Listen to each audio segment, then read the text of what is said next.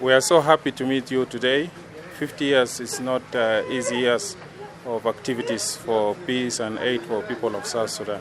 Could you introduce yourself to our viewers? Yeah, I'm Anne Masterson, and I was the NCA Country Director in South Sudan from 2011 to 2017.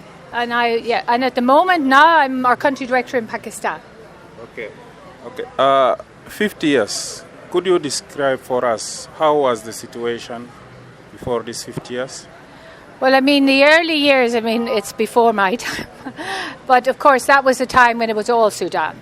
And, of course, there were many people who were displaced from the conflict in different parts of the country, in the areas on the border with Uganda, etc. But then you also have people in Khartoum and other parts of what we now call Sudan who were IDPs there. So it was a very difficult time. It was very difficult for families and for education. And so NCA was trying to assist where it could. Yeah? But then as the CPA was signed, as you know, the Norwegian government was very active in that.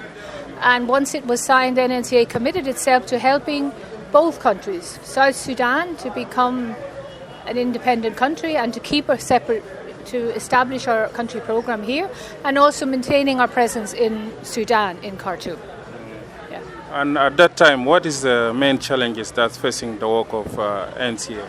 Well, in 2011, I think the problem was there had been a lot of destruction through the war years in South Sudan. There wasn't infrastructure, there wasn't schools, So there was a lot of work to done to rebuild the country. Also, you were a new government, a fragile, a young government, and I think there was a lot of work to be done to support them. And many people actually who came back to Sudan, South Sudan, from Sudan and from other parts of East Africa, so to help them to integrate and resettle back. And today we are celebrating these 50 years. What is your feeling about today, this celebration?